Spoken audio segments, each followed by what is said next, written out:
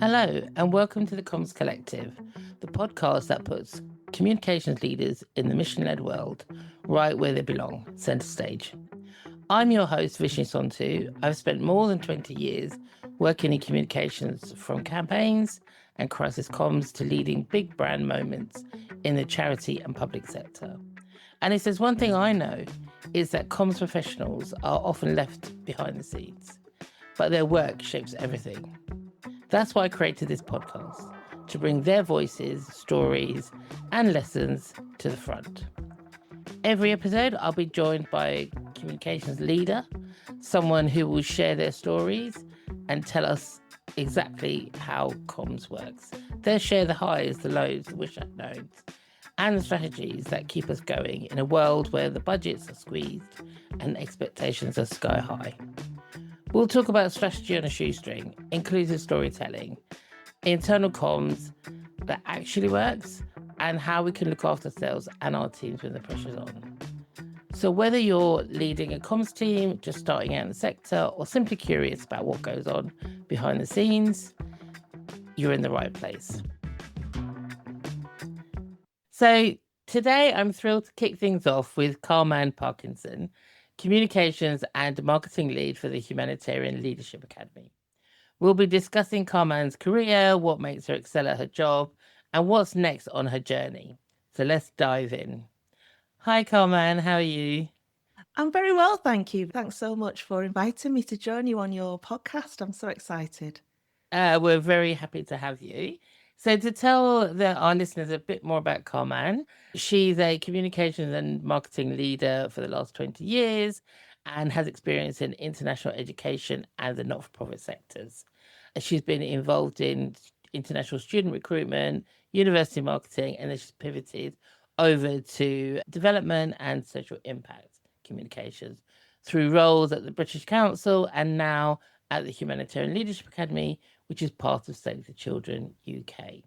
And a little disclaimer, I know the organisation very well because I used to work there too, but Ka Man and I haven't worked together, so I'm really keen to hear more about what you do. Ka Man, can you tell us a little bit about your career journey and how did you find your way into comms? Yeah, thank you so much, Vishnee. And like you say, I'm really excited that our world meet. I heard a lot about you from your time at the HLA, so it's really good to have this time to talk to you. So you did a really nice summary. Thanks for the nice introduction. So yeah, like you said, I've been in non-profit comms and marketing space for 20 years with a particular focus on education and global opportunities. In terms of my background, going back to my origin story, I think like lots of us in comms and in the non-profit space especially, it was kind of both an accidental and intentional journey into this area. Back at university, I studied management and information technology. And even though I enjoyed a lot of aspects of that, I realized quite early on that most of the content was about looking at things through a corporate lens and for-profit considerations, shareholder interest, and so on. I realized that didn't quite resonate with me, and I was seeking to discover things through a more holistic outlook and perspective. After some postgrad study and a stint of travel, I learned that I wanted to be much more people-focused in what I was doing, and that global outlook was really important to me. I realized they were like my core values. Yeah. So that kind of kickstarted my work working in international student recruitment, like you mentioned, for some higher education institutions in the UK. And that was very much about promoting the universities, the portfolio of courses, the research offer, and the destination to prospective students and partners abroad. So that was a really enjoyable and rewarding time because I got to meet lots of different people from all walks of life and have international travel. It was quite a formative time in terms of my career. A shift occurred when I moved up to the British Council in 2019, where I pivoted away from more traditional marketing approaches to more digital communications in the NGO world, which is where I am now at the Humanitarian Leadership Academy. In my role at the British Council, I got to grips with working on promoting and communicating the impact of various government and grant-funded programmes to UK and global audiences. That gave me my first contact with development projects I cultivated more of an audience first approach to my work and actually getting my hands dirty with creating and executing campaigns. So that was a real rapid learning curve, but one that I thought, oh, this really resonates with me because I can see the impact that I was making. That's not to say that I didn't feel like I was making a difference in the higher education space, but it was more cyclical. So each academic year, each term, everything's measured in those terms, whereas in the digital space, communicating impact was much more rapid, working with global teams in an agile way. I had to lean into that quickly, learn new skills, but that's what I really enjoyed. Brilliant. And who has influenced your approach to communications the most, do you think? I would say I can't pinpoint one individual, but since I joined the British Council and really immersed in the online space and digital ways of communicating, I've looked into the world outside of this space.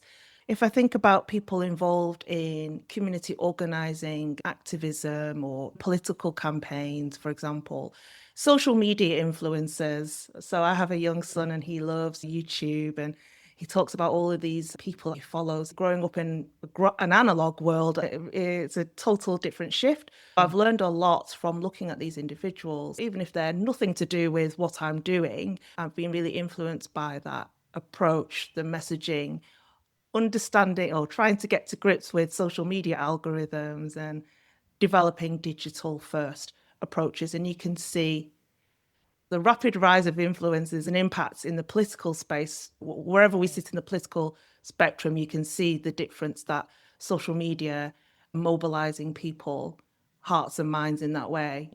It represents a massive shift in everything over the last 5 years.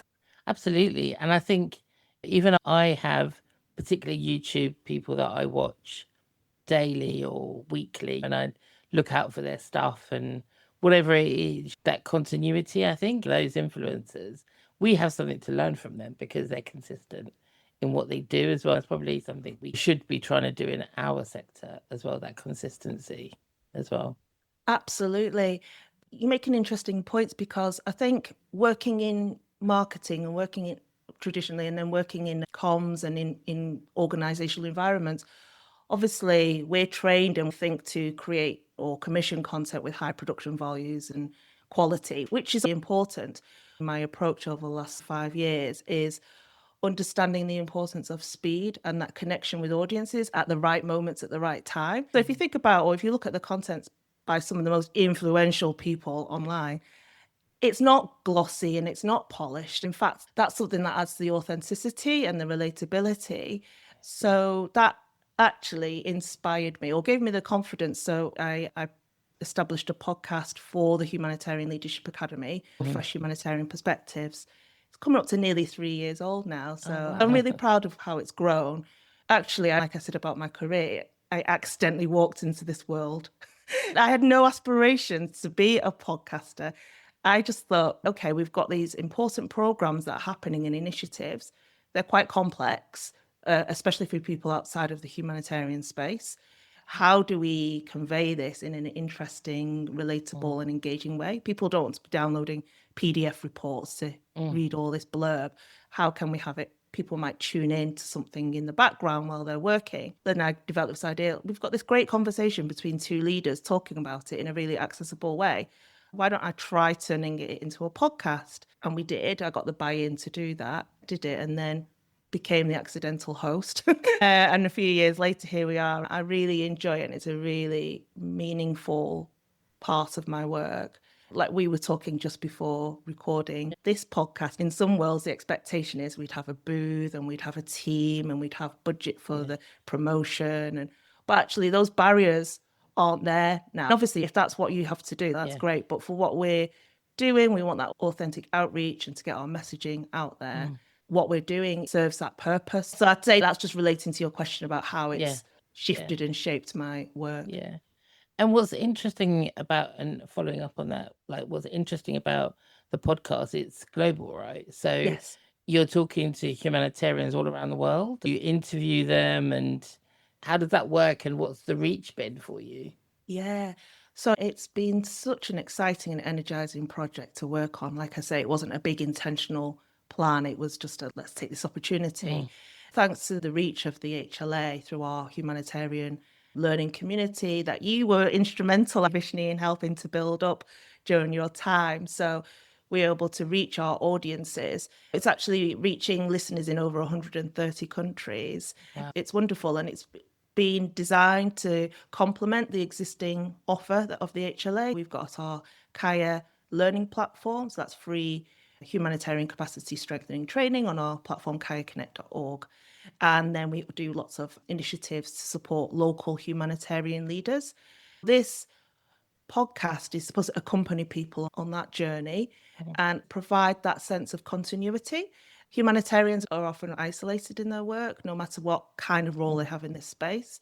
They are looking for spaces for connection. So a lot of humanitarians use LinkedIn to look for opportunities, hear sector updates and comment. This podcast is supposed to fill that kind of need for connection. I've been really lucky to connect with humanitarian leaders, both from international organizations, executive leadership, as well as local leaders, people from crisis affected communities, as we say, who are leading efforts in their own communities who are facing conflict after any kind of crisis. And they're the ones front and center leading the charge. But I also speak to people outside of this space, and that's something that's quite intentional, because all sectors can have a tendency, especially in the nonprofit space, can sometimes be a bit insular. We talk to our own. So we intentionally bring people in from outside to share their perspectives. As long as there is alignment in their social impact mission, we really welcome those voices. Yeah. And so you really considered your audience and what their needs are, because I love the fact that you say it can be quite a lonely place to be as a humanitarian when very restricted. You might be a sole person working with lots of different people, and actually it's very high stress as well and pressure. Yes. But knowing that there's voices out there and people you can connect with online is incredible in that sense. Yeah. No, that's fantastic. Brilliant. Thank you. Yeah, thank you. And just to talk a bit about campaigns and things like that, what's a campaign that you're particularly proud of and why? Yes, thank you. It's been nice to reflect on this. I'd like to share one that I'm actually in right now. It's actually on humanitarian use of artificial intelligence. Earlier this year, I initiated and co-led a research study into how humanitarians are using AI. It was planned and accidental, and we've just run with it to see what comes of it. It's been energizing to see it's gained a lot of traction, and there's been a lot of engagement in the sector. So one of our partners, Data Friendly Space, posted a poll on LinkedIn asking humanitarians how often they're using AI. I thought that's interesting because I've not seen people trying to capture that. I'm hearing a lot of, people are using AI like this, and you're assuming that there might be some really high tech, flashy solutions as well, but I'm not seeing any systematic study of that. So we decided to join forces, making use of the HLA's global networks, scale up the poll to create a global survey. Given that it's quite an emerging area, and because I had no idea how much people are engaging with AI. In my bubble, yes, in comms and marketing, yes, we're all using it. But I didn't know whether humanitarians, field workers, people facing crisis, is this even on their radar? Is this something that factors in their day-to-day life? So we sent out the survey, and we couldn't believe the response that we had. This was back in May, June, and it was only open for a few weeks. We had over 2,500 responses from 144 countries and territories. 3/4 were from what we're calling the global south or global majority, and nearly half were from sub-Saharan Africa. So yeah, it was incredible. It wasn't a survey. I get loads of emails every day, and it's like, delete, delete, delete. That's just not relevant. I'm not interested in that. Don't have the time, unless there's an incentive. Yeah, okay, I'll do that. But people actually really valued this opportunity to share their experiences. So it was an unintentional consultation piece. It was meant to be just a let's hear from you, but people put in so much feedback. And what we found is that humanitarians are using AI. a lot. So 70% are using it daily or weekly to support their work. Yeah. And that's been driven by tools like ChatGPT. Yeah. And what we found was surprising is the relatively low levels of organizational adoption. Only 8% said that AI was highly integrated and embedded across their organization. So we saw this gap between individual uptake. And we know from previous conversations and work with our community that humanitarians are really motivated to learn and upskill. In that sense, the adoption rates were high, but they were higher than we thought. But what surprised me is that organizations are quite, for various reasons, understandably quite risk averse, need to understand it better, a lot more work has to be done before they start to develop pilots and move beyond piloting phases. We saw these contrasts in lots of different areas. We called this in the report the humanitarian AI paradox. When we disseminated the report, did an online launch event, we had unexpected demand and interest. We had to close registrations for the online event. We close it at 1,000 registrations as we'd reached our limit on Zoom, and we couldn't believe it. And we had over 100 questions submitted on the Q&A in the session. So people were really itching, chomping at the bit to learn more and to get some sort of impartial or neutral information that's contextualized for humanitarians. To answer your question more directly, I'm proud of it because it was a communications-led piece. Although it was research, and I have research colleagues to supporting me and working with me and helping to drive it and making sure it's robust and methodologically sound. It was framed as a community engagement piece. I'm really proud of that comms and research hybrid approach, working together hand in hand. I listened to your previous episodes with your guests, and I really liked the conversation you had with Bjorn, the research writer. About research, yeah. That really resonated. He said the same. There's no point research just existing in a PDF and not being downloaded. You have to have this evidence to create messaging and create change. The messaging we had from this campaign is that humanitarians are ready for AI if they want to, if they think it's appropriate for their organization to go down that route. There's that readiness there, but organizational leaders need to catch up, have those conversations and make those decisions, whichever path they decide to take. And the other message that really came through is that we might assume that senior leaders in the global north, I put that in inverted commas, are driving things. Actually, a lot of the engagement and innovation and the experimentation was coming from local leaders in the global south. So it flipped. It was like the inverse of what you might expect. So my key message is that inclusive AI can't be just inclusive AI to be nice or fluffy and say we've checkbox exercise, but actually for it to be meaningful and to actually tackle the problems that humanitarians are facing, it has to incorporate all of those experiences and perspectives of humanitarian practitioners around the world. And that needs to be very much central to the conversation. So I'm really proud that the research has been a springboard to centering that in the dialogue. And it's gained traction on social media. People have been sharing it on LinkedIn, which has been great. We were invited to a couple of conferences in October to discuss our findings and to lead workshops and basically socialize that kind of message that I've just talked about. I've been really pleased to hear practitioners who are also taking master's research have told me I'm using your research to help influence and shape my own. So that obviously is really exciting to hear because they said there's an absence of any research in this space. There are pockets of it, but nothing that has been this sectoral wide picture. So for me, as a bit of a data and information nerd, it's just an advocate of learning overall. That just really energizes me. And it's been something that I've been really proud of. And the work will continue in this space. That's fantastic. And I think, as you say, it's come out of comms and it's come out of an idea that you've had, let's have a look at what's going on out there in the sector. What is it people are doing? And let's have a look at that, understand our audiences a bit more. And I love this idea that you're always thinking about your audience Ka Man. You're always thinking about what is best for them. How can we give them digestible content and not just big,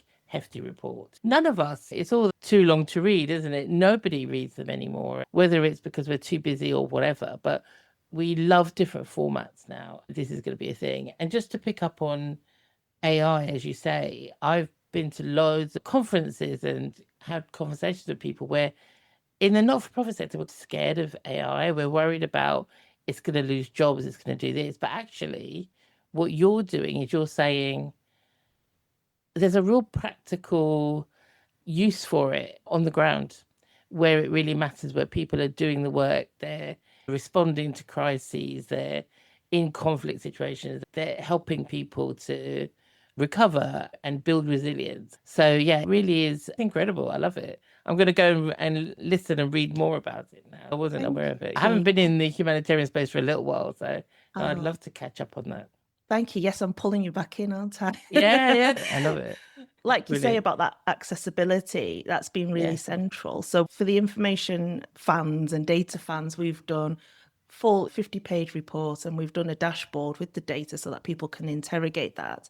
We've done like a light touch initial insights report. I've also done deep dive podcasts as a follow-up to talk about the research with experts in this space. So we've tried to think about all of the distinct audiences and try to create something for them as a test and experiment, because this is new. We don't know what's resonating. We don't know what people want or need. And what's been interesting actually is what's resonated is actually just the key headlines. That's what's resonating most and gaining most traction, which is understandable. So like I said, that headline figure of 70% of humanitarians using AI daily or weekly, that's the thing that everyone's talking about. I'm hoping they'll filter through, come along the journey and actually engage in all the other deep dive, but only if that's of interest to them. We give them these entry points so they can engage in it, because for me, whether you like the idea of AI, whether it scares you or whatever your like thoughts or stance on it are, what's really clear to me going through this research process and attending the conference is that AI literacy is foundational for everyone, absolutely everyone. Even if your stance is, I don't want to use AI, you still have to get to grips with what it's capable of and its limitations so that we as leaders, team members, can advocate when there's discussions around marketing automation or anything, where decisions are made around that. We can say, actually, we need to advocate here for staff time to do that. Cannot be outsourced to an LLM. Copilot can't handle that bit, but this bit is essential for Vishnee to oversee and give her expertise there. So I think coming at it from an informed perspective is fundamental. Yeah, absolutely. I think there's a lot we can learn from that. There's a conference next week that I'll be attending about AI. And again, like you say, putting it in real practical terms, not just scaremongering, but saying, this is how we have to understand it. Jenny, who was on my podcast a few weeks ago, said AI is like your junior member of staff. So you use it to start building the picture, but you make corrections and change it as you need to. It can work hand in hand with you. You just have to understand it better, I think. Exactly. That makes me think about another key finding. Only 20% of respondents to our survey said that their organization has an AI policy they're aware of. Not everyone reads policies. You only seek them out when you want to check you've not done something against guidelines. But we found there aren't those organizational wide conversations. I think they're starting to happen. I'm hearing and seeing signs of this happening, but there haven't been that, because there's also fear and anxiety, especially over job security and the perception of whether you're using AI.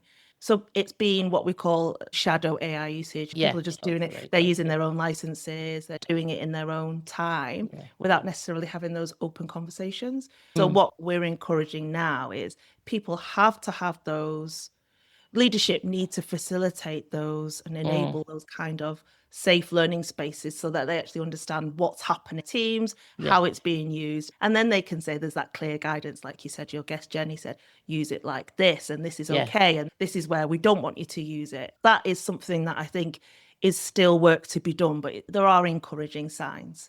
I love this conversation. Thank you. So just moving on a little bit more to how you face the tough times when you've got high pressure and a crisis. How do you deal with that with you and your team? How do you make sure you look after yourself? Oh, that's a good question. I'll share my thoughts, but if anyone has tips to give me as well, I really welcome them. I joined the HLA 3 years ago, and looking back, it was a very interesting time to join because the humanitarian sector started to really undergo a lot of profound change. And it's been a really difficult space to operate in. I also recognize that I'm not at the front line. I'm working from home. I'm in a safe environment, so I'm not facing those challenges like local leaders every day. But we're in this space and we're absorbing that information and reacting to it. So it is a difficult place to be in. I would say, I don't know if you found this when you were working in this area too, that because we're working alongside colleagues who are part of emergency response, that culture can permeate even if you're not in emergency response yourself. There is this drive and desire to do things very quickly, which I understand, but it has and can have an impact on well-being. So for me, it's an ongoing battle because it is difficult to switch off, but I gain strength from the people in this space. They are the most inspiring, resilient, and brilliant people I've ever had the privilege to connect with, even though I'm connecting with most of them remotely. Our values are aligned, we're all working to the same mission. Over the past year, especially because of what's happened in the humanitarian sector with funding cuts across the board and a lot of closure of teams, organisations, we've had to carry on business as usual insofar as possible whilst turning to each other for that solidarity and support. And some of that is just talking about work, but as humans, just connecting in that way. And that does help the work as well, of course. On a practical level, because of a reduction of resources across the board, we're all doing more with less, but that is the realities. So what's been really, really good for me this year is recognizing there's limitations in what I can do. There's only so much. We've gone from like low cost to no cost campaigns. And what else can I do? I can't squeeze anything else out. So turning to others for collaboration and partnership has been a really key thing for me this year. Like I said about this AI project, it was done in collaboration with a partner. They are a partner in the sense that we've collaborated on projects like Kaya courses and other webinars in the past. So it's not we don't have an MOU or it's not that, but we have a common mission and we're aligned in values. So I was able to reach out, say, after that LinkedIn post, do you want to work on this? Is this something that resonates? Do you have capacity? Can we work together? And then once we had that call to sound each other out, we discovered there was total alignment, and there was ongoing discussion to make sure that we continued to be aligned. But that's been a really effective partnership. It wasn't something that we said, okay, this is something that we're going to build and develop over a number of months before we sign this agreement or draw up all this scope of works. Again, like I said, it was quite organic. It was something that evolved. We're like, okay, there's this opportunity. Let's lean into it. And honestly, they've working with my colleague from the research team, this partner has been a game changer in terms of what we can achieve together. We've been focusing on the outputs, but we've also given each other support personally and professionally. We've been doing this at a heavy time where we're seeing the cost, the human cost across the sector, and that's motivated us in our work. A lot of our listeners will understand this difficult period where we're hearing across not-for-profits layoffs and things, and the work still has to carry on, and the few that are left have to carry that on. As you say, you feel like you're filling in the gaps and you're doing the role for more than one person. So it is difficult, and I guess you can only do as much as you can do. And I think that's the thing we need to recognize as leaders, that we have to be honest and say, okay, with this amount of resource, we can only do this. And that should be okay. We'll do the best that we can in real challenging times. And I want to pick up what you mentioned earlier about the humanitarian sector. It's a very unique sector, and I've also worked in it from a response perspective for Save the Children, and then the learning side. I understand what you mean by the whole, it's happening, we've got to do the action now. I've had to launch a campaign on a Sunday before and things like that when a crisis has hit, an earthquake has happened. You do get stuck in that wheel sometimes, and we don't get an opportunity to reflect. Sometimes you've got to take yourself out of that to reflect. We do the best we can because we're responding to something really quickly. And then we've got to take ourselves out to make sure that we've considered these. What have we learned from it? Where are we going with it? How does that work for us? So yeah, it's absolutely a very unique situation to be in, and you've got to keep resilient and the best. I didn't know that you worked on the response side of things. Wow, you got a whole holistic view of this space. You've obviously felt every emotion and everything that I've just talked about. It's really important reminder. Yeah, you have to say there's only so much, we're only human and we can only do so much. Everybody, I think, in cause-based careers or believing in this mission that they're part of, it does become part of your identity, doesn't it? It is, it's part of you. That's why we're here. But at the same time, we have to recognize that it doesn't define us as people as well. And that's something that I've had to try to work on myself, create those boundaries, because I've got to look after my own well-being for myself, for my family, for everyone around me, to take care of those things. In fact, it's essential. It's a constant reminder to myself. Absolutely. So just moving on a little bit, as a leader, what advice would you give someone who's stepping into their first comms leadership role? I suppose reflecting on some of the themes that we've just talked about, moving into this space, particularly if it's non-profit and cause-based, people will be really keen to make a difference and make an impact immediately. Of course, that's what we all want to do, right? But we've got to play the long game and make sure that what we are doing is, seize those opportunities like I've talked about and do things, and be ambitious, try things and not be afraid to fail if things don't work out. The things that we've talked about, well-being, advocating for resources, for team members when resources are needed, especially, like I say, in this context of AI and automation. So yes, I would say learn, adapt. A key theme for me is continuously learn, not necessarily formal learning. I think everyone in the comms and marketing space, especially if you've been around since the analog era, we've all had to adapt and learn probably 1,001 different skills to get into the digital space and be fully operational in this world. But to just constantly learn outside of those technical skills, keep an eye on sector trends and lean into it.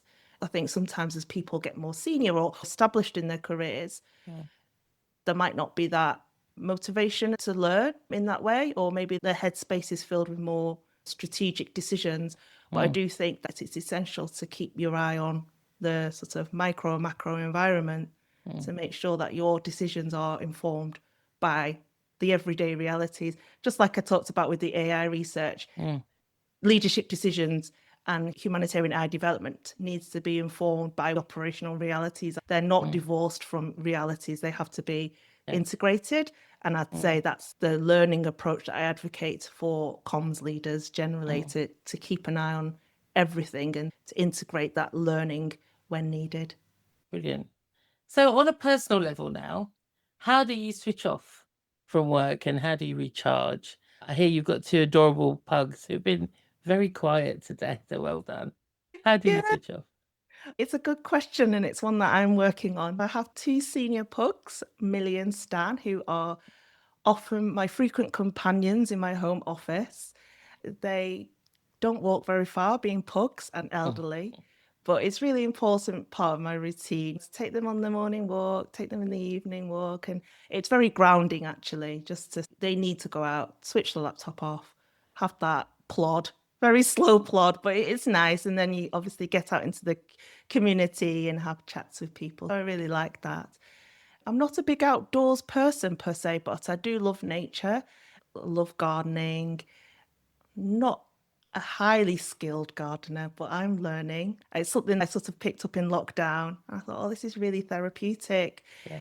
So I just enjoy spending time with my family and friends and trying to live quite a slow life. When work is hard and fast, your personal life has to be slower, doesn't it? Yes, and feel okay with that, because my tendency is to try and go a million miles an hour. What are we gonna do this weekend? How are we gonna fill it all up? And it's like, what a weekend of doing nothing sometimes. Exactly. So in our household, we tend to have nothing scheduled on a Saturday. And that tends to be just, we all just veg out and probably don't get out of our pajamas to midday nice. or something. The dogs say they really need to go out. So yeah, I try to slow down or give us that flexibility because it's so important. Oh, fantastic. Here's a brilliant place to finish. It was really good to talk to you and hear all about different things you've been doing at the Humanitarian Leadership Academy. I love to hear about the AI things. I don't think many people have got as far as you have on AI. And how will people get in contact with you if they want to find out more?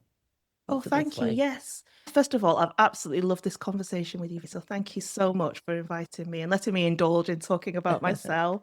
But hopefully your listeners have gleaned some interesting insights from this conversation.